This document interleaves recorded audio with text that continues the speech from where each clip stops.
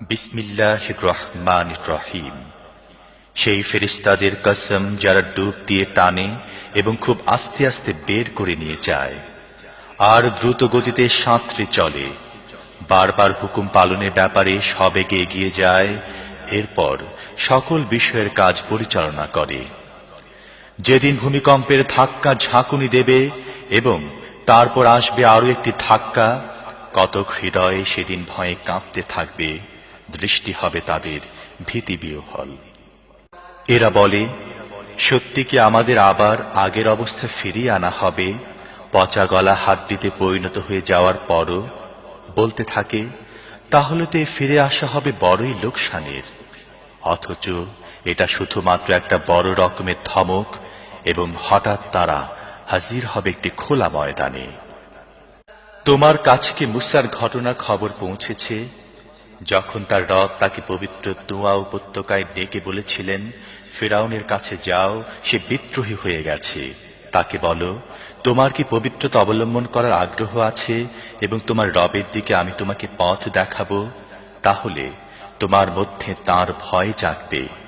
তারপর মুসা ফিরআউনের কাছে গিয়ে তাকে বড় নিদর্শন দেখালো, কিন্তু সে মিথ্যা মনে করে প্রত্যাখ্যান করল ও অমান্য করল।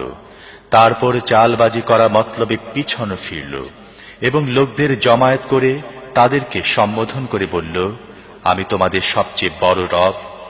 অবশেষে আল্লাহ তাকে আখিরাত ও দুনিয়ার আযাবে পাকড়াও করলেন। আসলে এর মধ্যে রয়েছে মস্ত বড় শিক্ষা, যে ভয় করে তার জন্যে। তোমাদের সৃষ্টি করা বেশি কঠিন কাজ না আকাশের? আল্লাহ তাকে সৃষ্টি করেছেন, তার ছাদ অনেক উঁচু করেছেন, তারপর তার ভারসাম্য কায়েম করেছেন, তার রাতকে ঢেকে দিয়েছেন এবং তার দিনকে প্রকাশ করেছেন।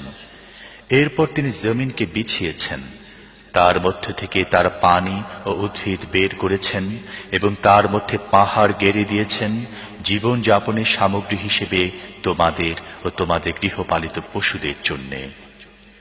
তারপর যখন মহাবিপর্যয় ঘটবে, যেদিন মানুষ নিজে যা কিছু করেছে তা সব স্মরণ করবে এবং প্রত্যেক দর্শনকারীর সামনে জাহান্নাম খুলে ধরা হবে, তখন যে ব্যক্তি সীমা লঙ্ঘন করেছিল এবং দুনিয়ার জীবনকে বেশি ভালো মনে করে বেছে নিয়েছিল, জাহান্নামই হবে তার ঠিকানা।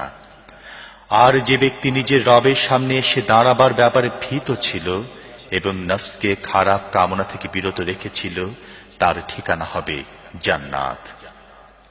এরা তোমাকে জিজ্ঞেস করছে, সেই সময়টি কখন আসবে? সেই সময়টি বলার সাথে তোমার সম্পর্ক কি? এর জ্ঞান তো আল্লাহ পর্যন্তই শেষ। তার ভয়ে ভীত এমন প্রত্যেক ব্যক্তিকে সতর্ক করাই শুধুমাত্র তোমার দায়িত্ব। যেদিন এরা তা দেখে নেবে, সেদিন এরা অনুভব করবে যেন একদিন বিকালে বা সকালে অবস্থান করেছে মাত্র।